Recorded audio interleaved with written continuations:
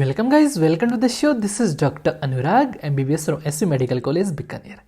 सो guys, PSM का सबसे important topic कोई मुझे पूछिए, सबसे इंपॉर्टेंट टॉपिक कोई पूछिए, सबसे ज़्यादा इंपॉर्टेंट वो है इम्यूनाइजेशन, वैक्सीन वाला टॉपिक। ठीक है, वैक्सीन। तो ये वीडियो बहुत इंपॉर्टेंट होने वाला है गाइज। वाइवा के अंदर कुछ भी मत पढ़ो, लेकिन वैक्सीन वाला टॉपिक पढ़ना है फॉर वाइवा। ठीक है, एंड नीट PC के लिए MCQs वैक्सीन वाले में से आएंगे, जरूर आएंगे।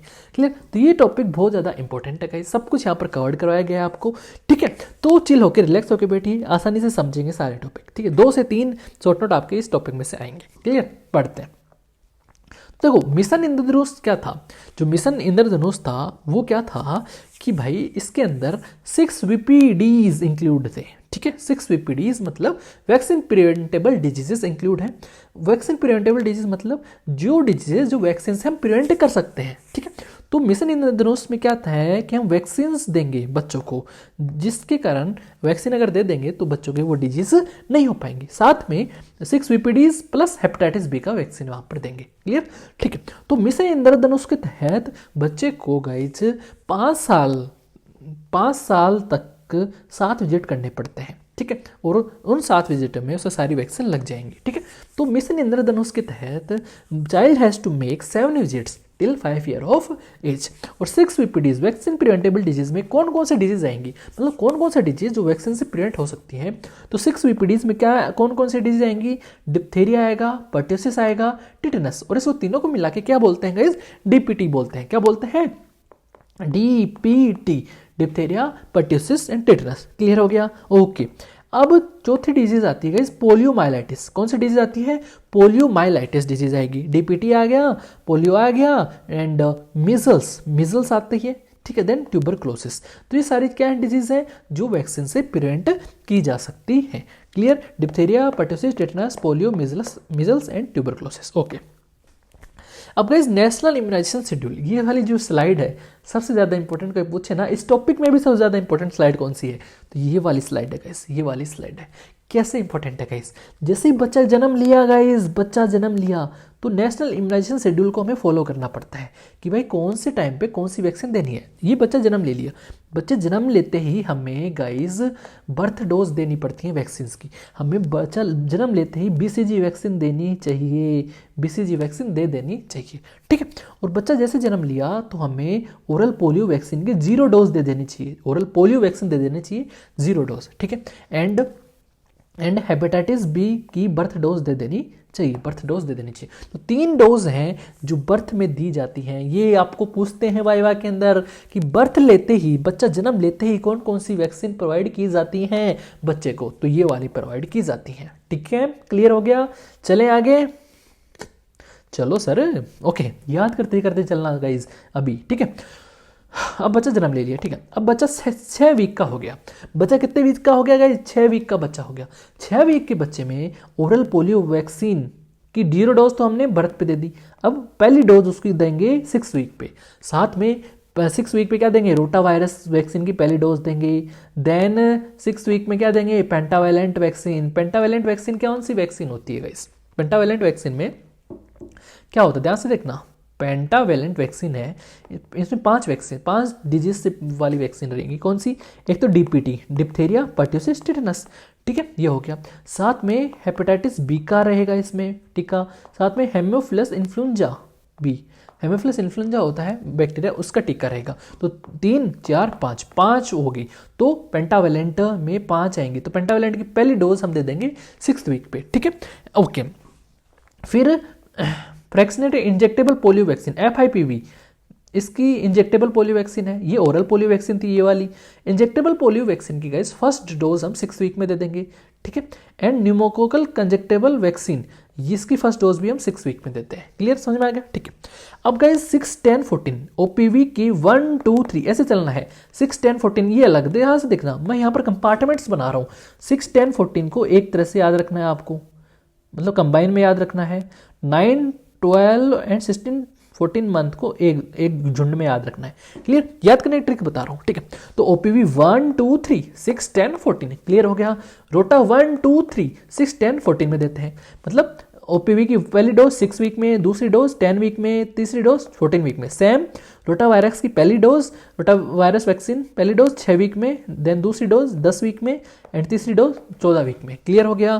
क्लियर हो गया, ठीक है। सेम पेंटावेलेंट की पहली डोज, दूसरी डोज, तीसरी डोज 6, 10, 14। क्लियर हो गया? क्लियर हो गया, ओके, हो गया क्लियर। अब देखो आगे देखते हैं, आगे देखते हैं गाइस। देखो फ्रेक्शनेबल इंजेक्टेबल पोलियो वैक्सीन की पहली डोज यहाँ दे देंगे, न्यूमोकोकल कंजेक्टेबल वैक्सीन की पहली डोज 6 वीक में दे दिया हमने, दे दिया। अब 10 वीक में कुछ नहीं देंगे, 14 वीक में इसकी दूसरी डोज दे देंगे, दोनों की। तो झुंड में याद हो गया कि 6, 10, 14 में क्या देंगे, पेंटावेलेंट 1, 2, 3, रोटावायरस 1, 2, 3, ओपीवी 1, 2, 3, और ऊपर नीचे फ्रेक्शनेबल इंजेक्टेबल वैक्सीन, बीच में खाली, एंड इधर फ्रेक्शनेबल इंजेक्टेबल पोलियो वैक्सीन की सेकंड डोज। क्लियर हो गया? क्लियर हो गया, ठीक है साहब, हो गया क्लियर। ओके, आगे चलते हैं, ठीक है। 6, 10, 14 इस तरह के वीक का एक झुंड में याद रखना है। अब मंथ का याद करते हैं हम थोड़ा सा। किसका याद करते हैं? मंथ का। क्या याद करेंगे मंथ का? हाँ, तो 9 मंथ में देखना, 9th month and 16 and 24 month. 9 month में हम मीजल्स एंड रूबेला का पहले डोज देते हैं, मीजल्स एंड रूबेला की पहली डोज, और 6 एंड 24 मंथ में मीजल्स एंड रूबेला की दूसरी डोज हम दे देंगे, दूसरी डोज हम दे देंगे। साथ में गाइस, साथ में क्या देंगे गाइस? देखो फ्रैक्शनल इंजेक्टेबल पोलियो वैक्सीन की पहली डोज इधर दे दी थी, दूसरी डोज इधर दे दी थी, लेकिन तीसरी डोज हम 9 मंथ में देंगे, 9 मंथ में, ठीक है। और न्यूमोकोकल कंजेक्टेबल वैक्सीन जो है उसकी 2 ही डोज देते हैं, और 9 मंथ में बूस्टर दे देंगे। क्या दे देंगे? बूस्टर दे देंगे, बूस्टर दे देंगे, ठीक है, ओके। चलो ये हो गया, इस कोने कोने वाली चीज़ें होगी। देखो अब 9 मंथ में 16 एंड 24 मंथ को मैंने साथ याद करने के लिए क्यों बोला है? क्योंकि गाइज एक तो MR1 MR2 दे देंगे, ठीक है, ओके। साथ में जेई, जो जेई है जापानीज एंसेफेलाइटिस की 1 एंड 2 डोज इसको साथ में देंगे, ठीक है। मतलब 9 मंथ में एंड 16 एंड 24 मंथ में जेई 1 एंड जेई 2, तो MR1 MR2 जेई 1 जेई 2, याद हो गया, ठीक है, ओके। ऐसे पूछते हैं विटामिन ए की डोज हम कब देते हैं? 9 मंथ में विटामिन ए की डोज देंगे, 9 मंथ के अंदर, क्लियर। विटामिन ए को 9 मंथ में देंगे, एंड पीसीवी बूस्टर 9 मंथ में देते हैं, क्लियर। एक चीज आपसे पूछी जाती है, डीपीटी का बूस्टर और ओरल पोलियो वायरस का बूस्टर कब दी जाती है? तो 16 एंड 24 मंथ में इनको ऐड कर लेना, डीपीटी बूस्टर और ओरल पोलियो वायरस वैक्सीन जो होता है उसका बूस्टर दिया जाता है। क्लियर हो गया? क्लियर हो गया, क्लियर, ओके। अब 5 से 6 ईयर मंथ हो गए गाइस, अब ईयर आएगी। 5 से 6 ईयर में डीपीटी का सेकंड बूस्टर, फर्स्ट बूस्टर 16 से 24 मंथ में, सेकंड बूस्टर 5 से 6 ईयर में दिया जाता है, 5 से 6 ईयर में दिया जाता है, ठीक है। एंड 10 से 16 ईयर में टेटनस एंड डिप्थीरिया का वैक्सीन दी जाएगी, क्लियर। तो ये आपका वैक्सीन हो गया, ठीक है। अब प्रेग्नेंट वुमन की बात करें तो प्रेग्नेंट वुमन में टेटनस एंड डिप्थीरिया की वैक्सीन दी जाती है, ठीक है। पहली जो 2 डोज दी जाएंगी गाइस, और 2 डोज, एक चीज याद रखना है, 2 डोजेस के बीच में डिफरेंस होना चाहिए 4 वीक का, कम से कम 4 वीक का डिफरेंस होना चाहिए, क्लियर, ठीक है। और पहली डोज कब दी जाती है? अर्ली प्रेगनेंसी, मान ली फर्स्ट ट्राइमेस्टर में लेडीज आ रही है तो पहले अर्ली प्रेगनेंसी में हम दे देते हैं, और सेकंड डोज 4 वीक बाद में दे देंगे, ठीक है, ओके, क्लियर। अगर मान लो गाइस पहली प्रेगनेंसी है, उसने लेडी ने सारी वैक्सीन ले ली थी, टीडी, टिटनस एंड डिप्थीरिया की वैक्सीन की दोनों डोज ले ली थी, और लेस देन 3 ईयर में उसे दूसरी प्रेगनेंसी हो गई, तो अगर लेस देन 3 ईयर में उसे दूसरी प्रेगनेंसी हो रही है गाइस, तो उसे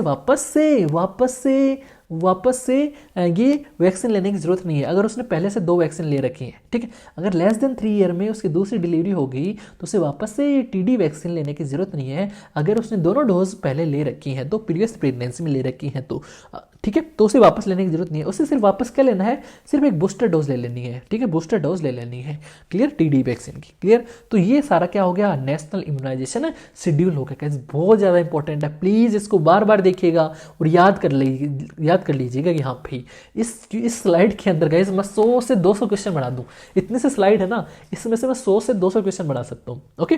तो ये वाली स्लाइड गाइस, इसको कैसे भी याद करना है, एन केन प्रकारेण it should be remembered, should रठारो it must be remembered, clear, okay. तो आगे चलते हैं गाइस, ओके,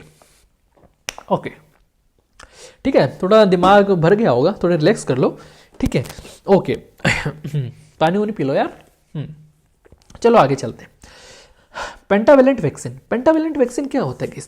पेंटावेलेंट वैक्सीन में मैंने बताया कि 5 तरह की वैक्सीन होंगी। 5 तरह की कौन सी? एक तो डीपीटी होगी, मैंने अभी पिछली स्लाइड में बताया ना, DPT plus hepatitis B plus haemophilus influenza B, clear. तो ये हो गया guys pentavalent vaccine. Pentavalent vaccine 1, 2, 3 हमने किस में दिया था? 6, 10, 14 वीक्स में। देखो 6, 10, 14 वीक्स को एक साथ याद कराया था मैंने, पेंटावेलेंट 1, 2 एंड 3, क्लियर। तो ये एक साथ जिस तरह से मैंने बोला है याद करने को, अगर उस तरह से याद करोगे तो गाइस कभी कभी कभी नहीं भूलोगे। क्लियर, आगे चलें। ओके, 12 डिजीज होते हैं अंडर दिस प्रोग्राम, 12 डिजीज होंगे इस प्रोग्राम के अंदर, ठीक है। जो हमने ये प्रोग्राम बताया है, ठीक है, इसके अंदर जो नेशनल इम्यूनाइजेशन शेड्यूल है, इसके अंदर 12 डिजीज होती हैं। इसमें नेशनली गाइस आपकी डीपीटी रहेगी, पोलियो वैक्सीन रहेगा, पोलियो की वैक्सीन रहेंगे, एमआर की वैक्सीन रहेंगी, measles rubella, severe TB, rotavirus, hepatitis B, haemophilus influenza B and pneumococcal vaccine. Clear.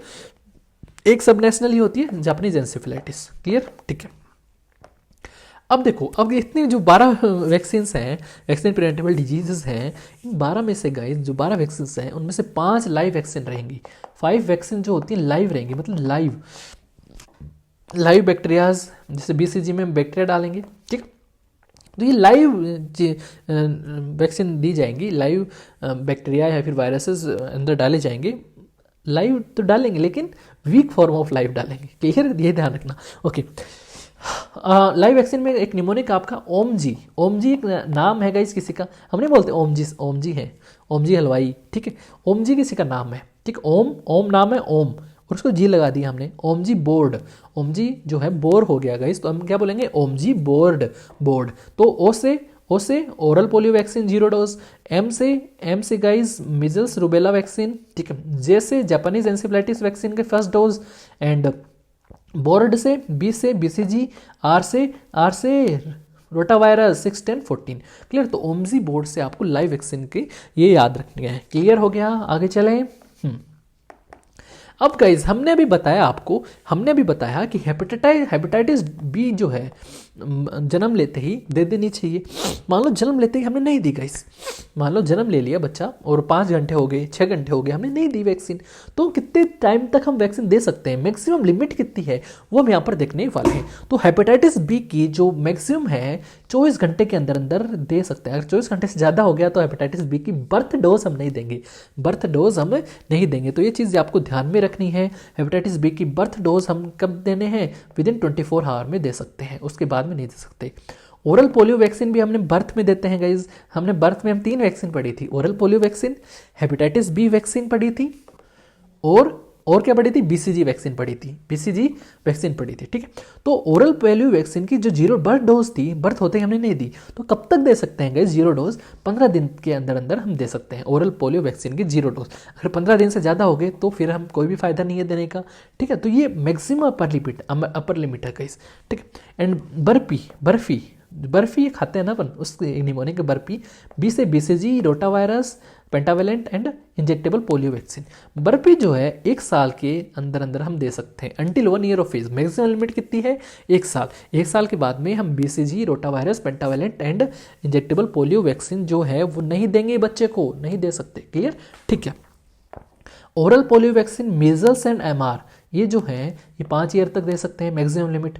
And DPT जो है, दीप्ति जो है हमारी दीप्ति, DEEPTI, दीप्ति के अंदर गाइस अप्रोक्स 7 लीटर्स है, तो इस तरह से याद कर सकते हो, ठीक है। जापानीज एंसेफेलाइटिस जो है 15 ईयर्स तक हम दे सकते हैं, क्लियर, ठीक है। ओके, तो ये अपर एज लिमिट आपको वाइवा में पूछते हैं। क्लियर, हाँ। अब ये वाली जो स्लाइड है ना बहुत ज़्यादा इंपॉर्टेंट है गाइस, ठीक है, बहुत ज़्यादा इंपॉर्टेंट है कि रूट ऑफ एडमिनिस्ट्रेशन जो ड्रग्स है, ठीक है, मैं अपनी शकल इस बच्चे के यहाँ रख लेता हूँ, ठीक है। ओके, अब सही दिख रहा है आपको सबको, ओके। तो रूट ऑफ एडमिनिस्ट्रेशन जो वैक्सीन हैं उनका रूट ऑफ एडमिनिस्ट्रेशन क्या होता है कि ओरली हम 2 वैक्सीन देते हैं, ओरली ड्रॉप्स डालते हैं। तो रोटा वायरस की हम 5 ड्रॉप डालते हैं एंड ओरल पोलियो वैक्सीन के हम 2 ड्रॉप डालते हैं, ठीक है। तो ओरली हम दो वैक्सीन देंगे। एंड लेफ्ट अपर आर्म, ये मेरा लेफ्ट अपर आर्म है, ठीक है। तो यहाँ पे लेफ्ट, आपको राइट दिख रहा होगा मेरा शायद ये, लेकिन ये मेरा लेफ्ट है, ठीक है। तो ये लेफ्ट है गाइस, लेफ्ट अपर आर्म पे यहाँ पे मैं कौन सी वैक्सीन देता हूँ, बीसीजी वैक्सीन मैं दूंगा। बीसीजी वैक्सीन कहाँ दी जाती है, लेफ्ट अपर आर्म पे। और बीसीजी वैक्सीन हरदम गाइस इंट्राडर्मली दी जाती है। कितनी दी जाती है, इंट्राडर्मली दी जाएगी, ठीक है। और मेरी लेफ्ट अपर आर्म पे guys flexible injectable polio vaccine दी जाएगी, थर्ड डोज दी जाएगी, ठीक है, ये आप ध्यान रखना, थर्ड डोज दी जाएगी यहाँ पे। और जो फर्स्ट एंड सेकंड डोज है, ठीक है, फ्रैक्शनल इंजेक्टेबल पोलियो वैक्सीन की 3 डोज होती हैं, फर्स्ट एंड सेकंड तो राइट में दी जाती है, जबकि थर्ड जो है वो लेफ्ट में दी जाएगी। क्यों दी जाएगी? क्योंकि राइट के अंदर फर्स्ट एंड सेकंड जो डोज है वो राइट के अंदर दी गई, लेकिन तीसरी डोज जब हम देते हैं तो उसी टाइम पे हमें मीजल्स एंड रूबेला की वैक्सीन भी देनी पड़ती है। तो मीजल्स एंड रूबेला की वैक्सीन राइट अपर आर्म पे देते हैं, इसलिए हम तीसरी डोज जो है वो यहाँ पे नहीं देते राइट अपर आर्म पे, हम लेफ्ट अपर आर्म पे देंगे फ्रैक्शनेबल इंजेक्टेबल पोलियो वैक्सीन की थर्ड डोज, ठीक है, लेफ्ट अपर आर्म पे देते हैं। कितना ml देते हैं? 0.1 ml देते हैं, और इंट्राडर्मली देंगे गाइस, ये बहुत इंपॉर्टेंट है। Flexible injectable polio vaccine intradermally देते हैं, जबकि बीसीजी वैक्सीन है वो इंट्राडर्मल देंगे, ठीक है, जबकि मीजल्स एंड रूबेला की जो वैक्सीन है वो राइट अपर आर्म पे देते हैं, सबक्यूटेनस देंगे। और कितना ml देंगे? 0.5 ml। तो ये बहुत इंपॉर्टेंट लाइन लिखी हुई है गाइस, सबक्यूटेनस, इंट्राडर्मल, 0.1 ml, ठीक है, only third dose and first and second dose right upper arm पे देते हैं फ्लेक्सिबल इंजेक्टेबल पोलियो वैक्सीन की इंट्राडर्मली, ठीक है। तो ये बहुत इंपॉर्टेंट, हर लाइन से यहाँ पे क्वेश्चन बन रहा है, हर लाइन से क्वेश्चन बन रहा है, बहुत इंपॉर्टेंट स्लाइड है, क्लियर, ठीक है। अब एक चीज आपको ध्यान रखना है, थाइज में हम वैक्सीन लगाते हैं तो थाइज में एकदम इंट्रामस्कुलर वैक्सीन लगाएंगे, ये चीज आपको ध्यान में रख लेनी है। थाइज में जो भी वैक्सीन लगती हैं वो इंट्रामस्कुलर लगेंगी, क्लियर, ठीक है, ओके। तो देखिए राइट एंट्रोलेटरल थाई में क्या लगेगी गाइस? राइट एंट्रोलेटरल थाइज में क्या लगेगी? न्यूमोकोकल कंजक्टेबल वैक्सीन, ठीक है। पीसीवी जो वैक्सीन है, न्यूमोकोकल वैक्सीन, इंट्राडर्मली 0.5 ml, ठीक है, 0.5 ml लगती है, क्लियर, ठीक है। और लेफ्ट एंट्रोलेटरल थाई में ये जो पेंटावलेंट जो वैक्सीन होती हैं, ठीक है, हेपेटाइटिस बी वैक्सीन होती है, ठीक है, जे वैक्सीन होती है, ये इंट्रामस्कुलर लगती है लेफ्ट एंट्रोलेटरल थाई के अंदर, ठीक है। और जो पेंटावलेंट वैक्सीन होती है 0.5 ml होती है, and hepatitis B, Japanese encephalitis ये भी 0.5 ml। तो ये वाली जो स्लाइड है जो लिखा हुआ है गाइस, 100% श्योर आपको याद करना है, एक भी छोड़ नहीं सकते यहाँ पे, क्लियर, समझ में आ गया? ये छोटा सा क्यूट सा बच्चा है, इसको याद करना है, इस जो भी स्लाइड है इसको मेमोराइज, फोटोग्राफिक मेमोरी में कन्वर्ट कर लो, ओके। आगे चलते हैं। अब गाइस कुछ साइड इफेक्ट्स हम देखते हैं, ठीक है, कुछ साइड इफेक्ट्स हम देखते हैं, वैक्सीन के कुछ साइड इफेक्ट्स देखते हैं, ठीक है। देखो जो डिप्थेरिया, पर्ट्यूसिस एंड टेटनस, ठीक है, पेंटावलेंट जो वैक्सीन है उसके अंदर जो पर्ट्यूसिस कंपोनेंट है, ठीक है, पर्ट्यूसिस जो कंपोनेंट है पेंटावलेंट के अंदर, उसका साइड इफेक्ट आता है। उसका क्या साइड इफेक्ट आएगा गाइस? इनसोलेबल क्राई, मतलब बच्चा रोने लग जाएगा, ऐसा रोएगा कि वो चुप ही नहीं होएगा, ठीक है। एंड साथ में न्यूरोलॉजिकल डिफेक्ट्स भी, डेफिसिट्स भी देखने को मिलेंगे, ठीक है, न्यूरोलॉजिकल प्रॉब्लम्स देखने को मिलेंगी। अगर रोटावायरस वैक्सीन ले रहा है तो बच्चे के इंटरसेप्शन हो सकते हैं, ठीक है, जीआईटी डिसऑर्डर हो सकता है, इंटरसेप्शन। अगर ओरल पोलियो वैक्सीन ले रहा है तो उसका क्या साइड इफेक्ट है? वैक्सीन एसोसिएटेड पैरालिटिक पोलियो, ठीक है, जो वैक्सीन की वजह से उसके बच्चे के पोलियो हो सकता है, लेकिन बहुत कम चांसेस होते हैं गाइस, ठीक है। एंड बीसीजी अगर वैक्सीन ले रहा है, बीसीजी वैक्सीन ले रहा है तो लिम्फेडेंटाइटिस हो सकता है, लिम्फ नोड्स यहाँ पर स्वेल कर जाएंगे, उसकी स्वेलिंग हो जाएगी, ठीक है। अगर मिजल्स एंड रूबेला ले रहा है गाइस तो मिजल्स लाइक इलनेस आपकी हो जाएंगी। Japanese encephalitis and pneumococcal conjunctival vaccine ले रहा है तो उसे कोई भी साइड इफेक्ट आपको देखने को नहीं मिलेगा, क्लियर। तो ये साइड इफेक्ट आपको याद रखने हैं, ठीक है। तो ये साइड इफेक्ट हो गए। तो गाइज वीडियो लंबा हो रहा है तो थोड़ा सा हम यहाँ पे एंड करते हैं। नेक्स्ट वाले जो है इंडिविजुअल वैक्सीन के बारे में हम डिस्कस करेंगे, इंडिविजुअली एक एक वैक्सीन को लेंगे, वो नेक्स्ट वीडियो के अंदर हम करेंगे। Thank you guys, stay safe, stay healthy, जय हिंद। और भी नोट्स चाहिए आपको तो हमारे जो ऐप है उसको डाउनलोड कीजिए, डॉक्टर नासिर MBBS, और वहाँ से यहाँ पर नोट्स आप ले सकते हैं। और भी बहुत सारे कोर्सेज हैं, आप ज्वाइन कर सकते हैं, फोरेंसिक मेडिसिन, ऑप्थेल्मो, सारे कोर्सेज हमारे ऐप पे मौजूद हैं, वहाँ पे आप परचेज कर सकते हैं। Thank you guys, stay safe, stay healthy, जय हिंद।